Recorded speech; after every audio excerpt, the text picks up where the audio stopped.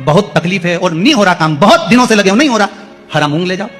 मूंग के दाने तो रहते हैं घर में, केवल 31 मूंग के दाने लेकर जाइए, 31 चावल के दाने लेकर जाइए और 31 ही बेलपत्र लेकर जाइए। अष्टमी हो उस दिन शंकर जी के मंदिर में जाओ, 3 चीज लेकर जाओ, मूंग के दाने, चावल, बेलपत्र। चावल जो 31 लेकर गए हो अपनी कामना कर कर शंकर जी की देहली पर रख दो, चौखट पर कहीं पर भी एकांत में उसको रख दिया जाए। मूंग के जो दाने लेकर गए हो 31, वो नंदी के पास में, जो नंदी का पांव ऊंचा रहता है उस पांव के पास रख दीजिए।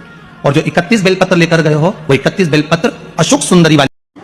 आपके जीवन में ऐसा लगने लगे कि हाँ बहुत कष्ट है, कर्जा भी बढ़ गया, तकलीफें भी बढ़ गई, बहुत दुख भी बढ़ रहा है, कहीं परिवार सही नहीं चल रहा है, तो प्रयास करते रहा करो। हफ्ते में एक बार 1 चावल का दाना जल के पात्र में डाल लिया, 1 काली मिर्च जल के पात्र में डाल ली और उस जल को ले गए, थोड़ा सा चंदन का छींटा डाल दिया, ले जाकर शिव जी को समर्पित कर दिया।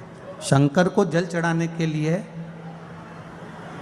5 स्थान हैं जहां शिव को जल चढ़ाया जाता है और शंकर उस जल को स्वीकार करते हैं, जिसको पंचगंगा कहा गया। 5 स्थान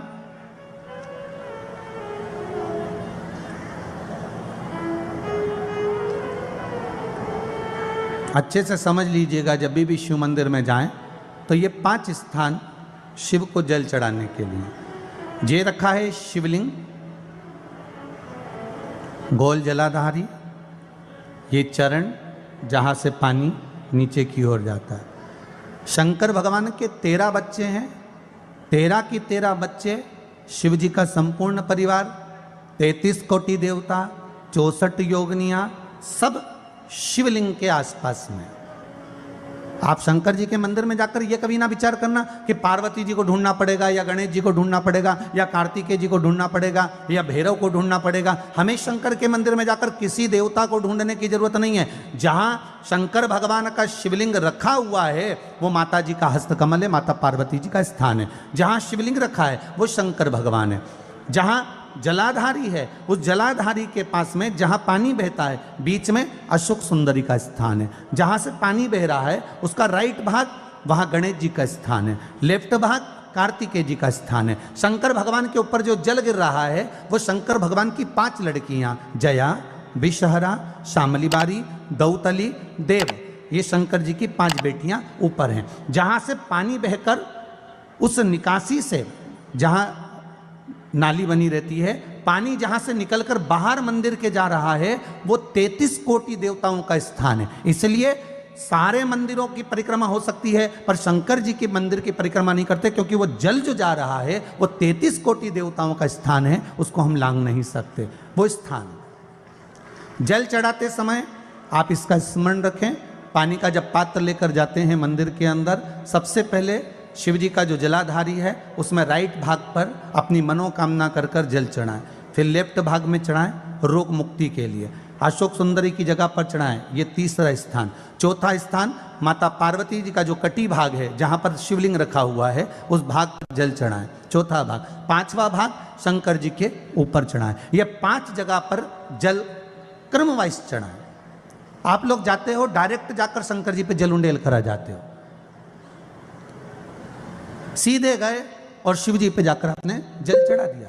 हमारे यहाँ शास्त्र कहता है जैसे अपन देवताओं की पूजन करते हैं तो पंडित जी सबसे पहले पूजन किसकी कराते हैं? जम के बोलो जरा, गणेश जी की। गणेश जी के बाद पूजन कराते कराते कराते कराते कराते कराते आगे के सारे देवता कराते कराते कराते कराते फिर जन पर पहुंचते हैं। आप डायरेक्ट मूल पूजन कराते कराते कराते कराते कराते कराते आगे के सारे देवता कराते कराते कराते कराते फिर मूल पूजन पर पहुंचते हैं। आप डायरेक्ट मूल पूजन पे पहुंच जाते हो। और सरल भाषा में समझ लो, जितनी सरल भाषा में समझोगे ना उतना अपने जीवन में उतर जाएगा। इस छत के ऊपर आपको चढ़ना है, निशानी रखी है,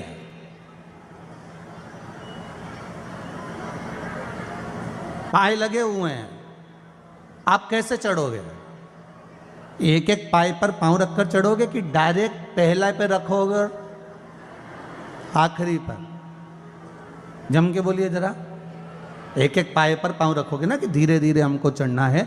उसी तरह शिव मंदिर में पहुंचने के बाद पहला गणेश स्थान, कार्तिकेय स्थान, अशोक सुंदरी का स्थान। अशोक सुंदरी के स्थान पर जल क्यों चढ़ाया जाता है? क्योंकि भगवान शंकर की सबसे छोटी लड़की जो है वो अशोक सुंदरी है, और ये जो छोटी लड़की है अशोक सुंदरी, ये नारी को अखंड सौभाग्यता का वर प्रदान करती है। कौन सी नारी को? किस नारी को अखंड सौभाग्यता देती है? तो महाराज शास्त्र कहता है जिस नारी के भाग्य में लिखा होता है कि इसको वैधव्य होना है, इसके पति को समाप्त होना है, अगर वो नारी अशोक सुंदरी वाली जगह पर जल चढ़ा देती है तो पति पर अगर काल भी मंडरा रहा होता है तो माँ अशोक सुंदरी महाकाल से कहकर काल को टाल देती है। वो अशोक सुंदरी का स्थान,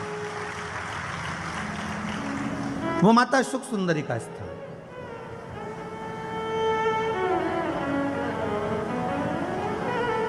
जल चढ़ाने का एक नियम है। यहां जल चढ़ाया, फिर कार्तिकेय बाबा को चढ़ाया, फिर अशोक सुंदरी को चढ़ाया, फिर कटी भाग पर।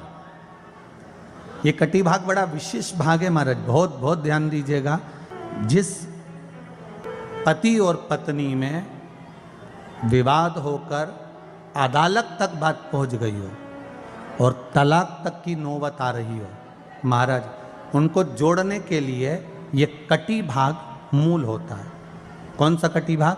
जहां पर शिवलिंग रखा है, जहां शिवलिंग रखा है ये कटी भाग मूल होता है। कहते हैं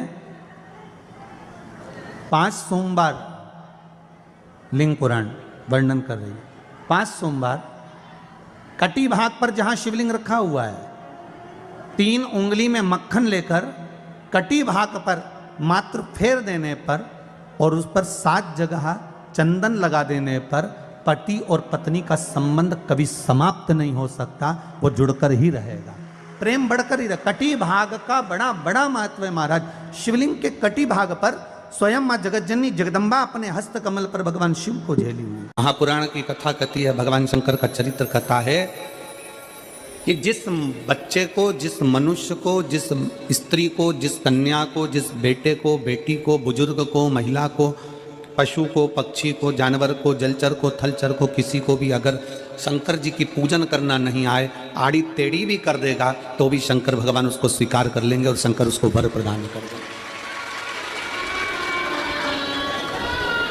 शिव उसकी पूजन को स्वीकार कर लेते हैं।